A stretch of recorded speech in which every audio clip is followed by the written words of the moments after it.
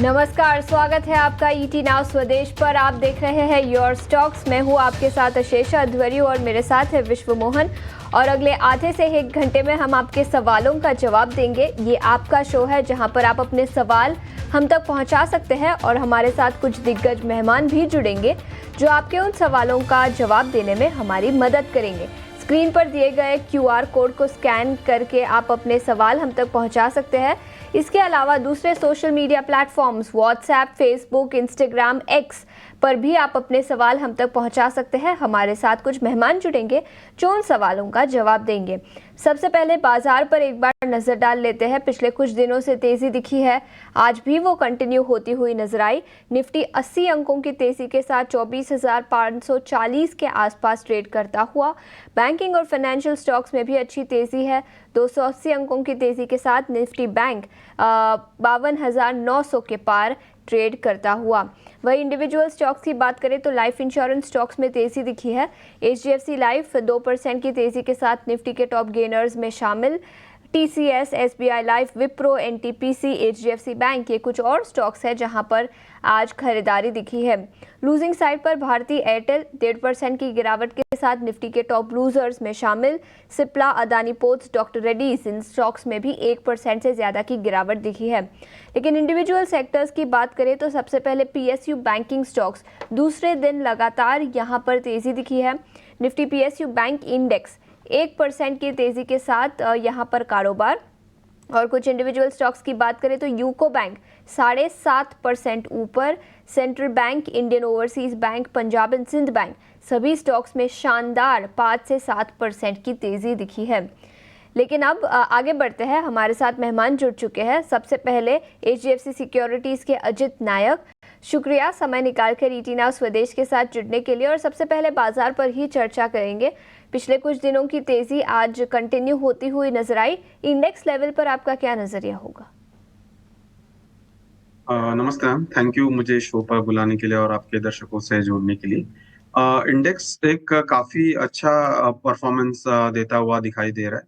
और lower time frame पे हम देखें तो निफ्टी एक हायर टॉप और एक हायर बॉटम बना रहा है। 23,800 का बॉटम बना के अभी वो जो इम्पोर्टेंट रेजिस्टेंस जोन है 24,480 का, उसको क्रॉस कर रहा है। अभी देखना ये जरूरी है कि यहाँ पे मार्केट किस तरह से सस्टेन करता है, क्योंकि ये जो रेजिस्टेंस जोन है वो काफी इंपॉर्टेंट है। यहाँ से मार्केट काफी बार यहाँ पे सप्लाई प्रेशर मार्केट को फेस करना पड़ा है। तो इसके लिए क्लोजिंग बेसिस ये 24,500 पे आना बहुत जरूरी है। अगर वो क्लोजिंग बेसिस हमें मिलता है तो यहाँ से लगभग 300 से 400 पॉइंट की मार्केट में एक अपसाइड मोमेंटम हम लोग को देखने को मिल सकता है। तो यहाँ पे थोड़ा केयरफुल रहना बहुत जरूरी है, क्योंकि बहुत बार यहाँ पे एक बायर ट्रैप होते हैं ऐसे लेवल पे। क्योंकि जो ब्रेकआउट आज मुझे चार्ट पे दिखाई दे रहा है वो काफी लोगों को भी दिखाई देगा। तो यहाँ पे काफी एक लिक्विडिटी जोन क्रिएट होता है। तो लिक्विडिटी ट्रैप नहीं होना है, हमें वेट करना है। और जैसे 24,500 के ऊपर अगर क्लोजिंग आता है देन हम लोग अपना नेक्स्ट स्ट्रेटेजी बना सकते हैं तेजी की तरफ के लिए। आपका व्यू है इंडेक्स को लेकर। लेकिन चलिए अगले दर्शक का सवाल ले लेते हैं। मिल्तू सिंघा रॉय हैं। बताइए रॉय साहब, आपका क्या सवाल है? नमस्ते। सबसे पहले तो very good morning to all. नमस्ते नमस्ते, बताइए बराबर देखता हूँ और हमको बहुत अच्छा भी लगता है। बहुत बार बार चांस मिलने के बाद आज मिला हमको। तो जो भी है, मेरे पास अभी टाटा स्टील जो है 500 शेयर है @80 और प्रॉफिट में है, लेकिन हम लंबा इसमें रुकना चाहते हैं। ओके, आपने कब खरीदा? 80 रुपए के भाव पर आपकी खरीद है टाटा स्टील। कब खरीदी थी आपने ये? एक्चुअली हमको ये जो खरीदे थे तो 400 में खरीदे थे। वो 45 शेयर था मेरे पास। उसके बाद जब 1:10 में इशू हुआ तब जाके ये मेरा एवरेज जो था वो 76 आया। फिर बाद में कुछ जोड़े तो उसके बाद ये मेरा टोटल 500 आया 80 के एवरेज में। ओके। और एक क्वेश्चन, टाटा मोटर्स भी है वो 650 में है, एवरेज 45 शेयर है। इसमें भी हम लंबा रोकना चाहते हैं। मेरा डिसीजन सही है या गलत, ये थोड़ा मुझको बताइए। ओके, चलिए अक्षय भागवत साहब हैं जेम फाइनेंशियल के, उनसे आपको राय दिलवाएंगे। लेकिन सबसे पहले अजीत जी से ही कंटिन्यू करते हैं। अजीत जी, टाटा स्टील, इनकी एवरेज जो कॉस्टिंग है टाटा स्टील की 80 रुपए के भाव पर है और टाटा मोटर्स 650 रुपए के भाव पर 45 शेयर है। दोनों में फायदा हो रहा है। क्या करना चाहिए? लंबी अवधि के निवेशक है, बने रहें? हाँ सर, टाटा मोटर और टाटा स्टील ये दोनों जो कंपनी है वो बहुत अच्छी कंपनी है। और जो आपके दर्शक है वो लंबे समय तक रहना चाहते हैं, तो सबसे अच्छी बात है कि उनका ट्रेडिंग माइंडसेट नहीं है। जब किसी का ट्रेडिंग माइंडसेट नहीं होता और ऐसे अच्छे स्टॉक को निकालना अच्छी बात नहीं है। और जब नीचे और आ जाएगा तो इसको एवरेज भी कर सकते हैं। दोनों स्टॉक मंथली और जो क्वार्टरली चार्ट्स पे बहुत अच्छा ही दिखाई दे रहा है। तो यहाँ पे एक ऐसा भी, ये जब भी स्टॉक करेक्शन आता है इनको अपने पोर्टफोलियो में ऐड करना चाहिए। और जैसे उन्होंने कहा है कि वो लंबे समय तक रखना चाहते हैं, उसे कंटिन्यू करें। ठीक है, तो ये नज़रिया टाटा स्टील पर। इस बीच यूट्यूब पर भी कई सारे दर्शकों ने अपने सवाल भेजे हैं। सबसे पहले नितिन मौर्य ने एनटीपीसी पर सवाल भेजा है। एनटीपीसी पर अजित, आपकी क्या राय होगी? मैम, एनटीपीसी में एक जो करेक्शन देखने को मिला है 450 से अच्छा खासा करेक्शन हुआ है। वीकली और मंथली के सपोर्ट जोन पे आया है और डेली पे एक डबल बॉटम 355 358 के लेवल पे एक डबल बॉटम जैसा दिखाई दे रहा है और 2 दिन से इसमें मोमेंटम जारी है। तो यहाँ पे जो ट्रेडर रहेंगे उनको 360 का स्टॉप लॉस पे 360 का सपोर्ट जोन पे ध्यान रखना पड़ेगा। जब तक ये 360 के नीचे नहीं जाता है, मुझे लगता है कि इसमें एक अच्छा उछाल देखने को मिलेगा और ये 390 से लेके 400 का जो रेजिस्टेंस जोन है उसको टेस्ट कर सकता है। ये व्यू है एनटीपीसी को लेकर। चलिए, लेकिन अगले दर्शक का सवाल लें उससे पहले हम अपने खास सेगमेंट ऑप्शंस का चैंपियन की बात कर लेते हैं।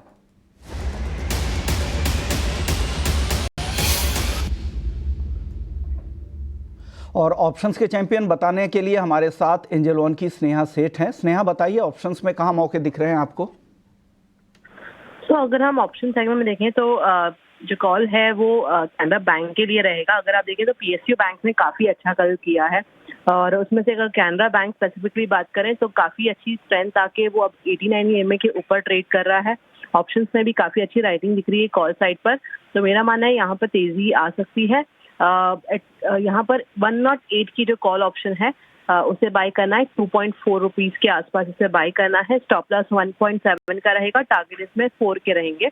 एज पर the stop loss and target mention, maximum loss जो इन्वॉल्व है दैट इज अराउंड 4,700 और जो प्रॉफिट पोटेंशियल है दैट इज अराउंड 10,800।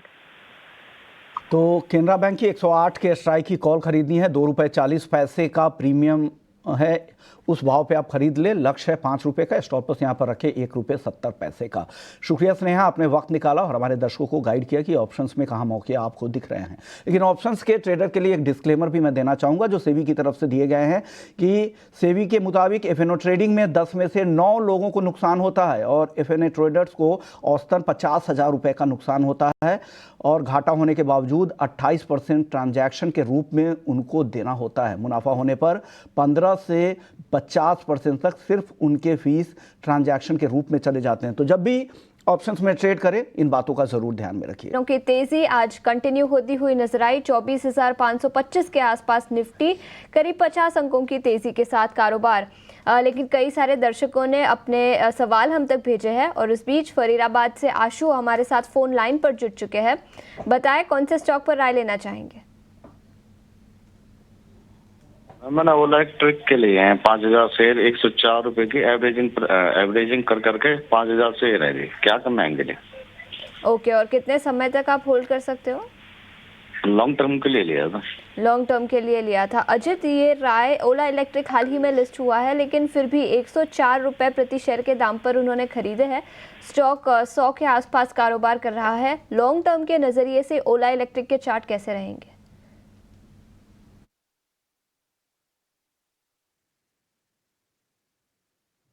हाँ, ओला इलेक्ट्रिक का अगर हम चार्ट देखें तो अच्छा करेक्शन होके 70 के और 60 के आसपास एक अच्छा बुलिश पैटर्न दिखा है और बुलिश पैटर्न होने के बावजूद उसने लास्ट 2 वीक से अच्छा मोमेंटम है। तो लॉन्ग टर्म के हिसाब से भी ये होल्ड कर सकते हैं। मुझे लगता है जब तक ये 70 के नीचे नहीं ट्रेड होता है तब तक ये बहुत अच्छा है और वापस इसका जो पिछला वाला हाई है 150 और 160 का रेजिस्टेंस वो टेस्ट कर सकता है और उसके ऊपर भी जा सकता है। पैटर्न मुझे अच्छा दिखाई दे रहा है चार्टिकली। आपको पैटर्न अच्छा दिख रहा है, आगे भी तेजी की उम्मीद आपको यहाँ पर लग रही है तो आप बने रह सकते हैं। अगर आप निवेशक हैं तो यहाँ पर बने रहने की सलाह अजीत जी की तरफ से आ रही है। चलिए अगले दर्शक का सवाल ले लेते हैं। उन्होंने यूट्यूब के जरिए सवाल भेजा है। अताउल इस्लाम हैं पश्चिम बंगाल से। इनके पास इरेडा के 300 शेयर है 212 रुपए के भाव पर। करंट भाव भी उसी आसपास में है, करीब करीब 211 के आसपास। क्या लग रहा है अजीत जी आपको, Indian renewable energy development agency IREDA, यहाँ तेजी की संभावना है, बने रहने में फायदा है?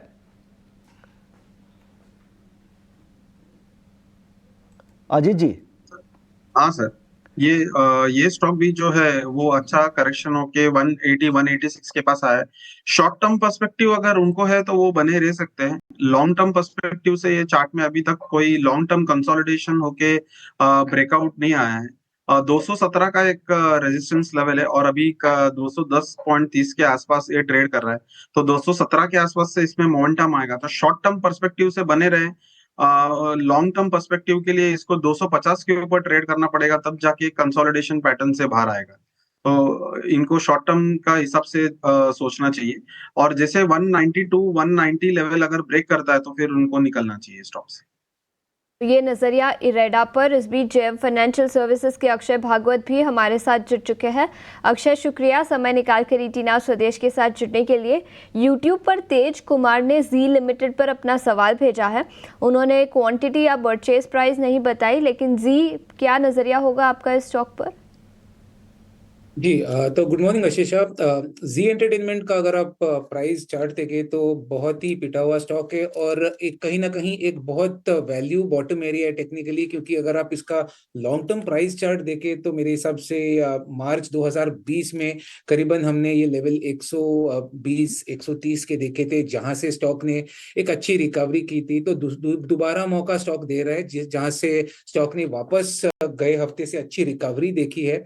रिकवरी रैली एक तरफा रही है, 115 से लेके 137 के आसपास ट्रेड हो रही है और यहां से मुझे लग रहा है कि स्टॉक में एक बॉटम पोटेंशियल हो चुका है और यहां से एक अच्छी रिकवरी रैली आपको मिल सकती है, जिसके चलते स्टॉक 155 160 तक positionally with a time frame of 1.5 to 2 months minimum holding ये स्टॉक चल सकता है। तो आपको बने रहना है, आप बाइंग ऐड भी कर सकते हो, समय देना पड़ेगा, पर 160 आने की प्रोबेबिलिटी बहुत है जी एंटरटेनमेंट में, तो होल्ड करने की राय रखूंगा। है कि बॉटम के करीब है जी एंटरटेनमेंट। अगर आप टाइम देंगे तो जल्द ही 160 के लेवल भी दिख सकते हैं, तो आप नया भी ऐड कर सकते हैं और करंट लेवल पे भी बने रह सकते हैं। चलिए अगले दर्शक का सवाल ले लेते हैं। यूट्यूब के जरिए ही इन्होंने सवाल भेजा है। सरोज तिवारी हैं पटना से। बजाज फिनसर्व के 50 शेयर है इनके पास 1838 रुपए के भाव पर। करंट भाव है 1630 रुपए का। अक्षय बताइए, बजाज फिनसर्व कैसा लग रहा है यहाँ पर? देखिए, स्टॉक एक टेक्निकली एक डाउन ट्रेंड में है, बट वीकली प्राइस चार्ट देखे तो कहीं ना कहीं शॉर्ट टर्म जो वीकली मोमेंटम अगर आप देख रहे हो तो एक ओवरसोल्ड जोन से एक रिकवरी अटेम्प्ट कर रहा है। कई 3 दिन से थोड़ी सी हमने एक सक्सेसफुल रिकवरी देखी है, जिसके चलते स्टॉक शायद शॉर्ट टर्म के टाइम फ्रेम में 1700 तक छू सकता है। तो एक 1550 का बॉटम तो बन चुका है, 1700 की ओर जा रहा है। ट्रेडिंग का पुल बैक रैली है, तो लॉन्ग टर्म का नजरिया अभी तक कुछ बन नहीं पा रहा है। शॉर्ट टर्म के लिए ट्रेडिंग मौके है, तो अगर आप बाय करें या आपकी होल्डिंग है तो 1700 तक टारगेट या अपसाइड बन सकता है बजाज फिनसर्व में। ठीक है, तो ये नजरिया बजाज फिनसर्व पर। यूट्यूब पर वीएस मेजा ने ऑयल इंडिया पर अपना सवाल पूछा है। उनको नजरिया चाहिए, उन्होंने अपनी बाय प्राइस या क्वांटिटी तो नहीं बताई, लेकिन अक्षय क्या राय होगी ऑयल इंडिया पर? जी, ऑयल इंडिया में भी एक डाउन ट्रेंड है, पर कहीं ना कहीं एक काफी 3 महीने के सेल ऑफ के बाद स्टॉक 450 के आसपास एक सपोर्ट बनाने की खोज में है। वॉल्यूम एक्शन कुछ ग्रेट नहीं है सपोर्ट के आसपास, तो अभी तक ये फाइनल सपोर्ट है या और एक लेग ऑफ डाउन साइड है, वो थोड़ा सा कंफर्मेशन नहीं बन पा रहा है। तो कोई नई खरीदारी करने की तो मैं राय नहीं रखूंगा, क्योंकि ट्रेंड अभी भी वीक है। और एक अगर ये रिसेंट सपोर्ट है 450 ब्रेक करता है तो स्टॉक 400 की ओर जा सकता है, तो बाय ना करें। अगर आपकी बाइंग है तो आपको एक रिवाइज स्टॉप लॉस जो है 450, ये स्टॉप लॉस बना के चलना है। ट्रेंड वीक है और शायद और डाउन साइड आगे शॉर्ट टर्म में जाए स्टॉक, ऐसा मेरा मानना है। तो ये सलाह है ऑयल इंडिया को लेकर। अगले दर्शक हैं सौरभ पांडे। इन्होंने सवाल भेजा है बजाज ऑटो पर। इनकी बाइंग प्राइस है 9500 रुपये। क्या लग रहा है अजीत जी आपको बजाज ऑटो में, यहाँ से किस तरह की चाल दिख रही है बजाज ऑटो की? सर बजाज ऑटो अगर आप देखें तो ऑटो पूरे ऑटो सेक्टर में इतना आउट परफॉर्मिंग मुझे नहीं लग रहा है। तो और दूसरा जो है वीकली का जो इम्पोर्टेंट स्विंग लो है वो 8,740 का है, उसके आसपास आया है। तो उसको ब्रेक करते ही इसमें और मोमेंटम सेल ऑफ देखने को मिल सकता है। हाँ, वैल्यू बाइंग के हिसाब से भी अभी तक कोई डेली चार्ट पे भी हमें बॉटमिंग आउट पैटर्न नहीं दिख रहा है। जब भी मार्केट बढ़ता है तो 3-4 दिन लेता है बढ़ने के लिए और 2 दिन में ये वापस उतना गेन पूरा दे रहा है। तो इसका मतलब ये है कि इसमें अभी भी डाउन ट्रेंड चालू है। कहाँ पे भी बाई जो इसका जो सेलिंग है वो एब्जॉर्ब बनता हुआ नहीं दिखाई दे रहा है। मंथली में भी ये एक एंगल्फिंग बैरिश पैटर्न जैसा बना है। तो अभी मेरा सलाह है कि इसमें से थोड़ा अवॉइड करे, पोजीशन ना ले। और जब भी इसमें डेली या वीकली पे कुछ बॉटमिंग पैटर्न बनेंगे तब हम इस पे सलाह दे सकते हैं। ये स्तर पे सलाह देना थोड़ा मुश्किल है। लॉन्ग टर्म या शॉर्ट टर्म के लिए भी मैं अवॉइड करना चाहूंगा ये स्टॉक लॉन्ग की तरफ से। नजरिया बजाज ऑटो पर। अजित, शुक्रिया समय निकालकर ईटीना स्वदेश के साथ जुड़ने के लिए और हमारे दर्शकों का मार्गदर्शन करने के लिए।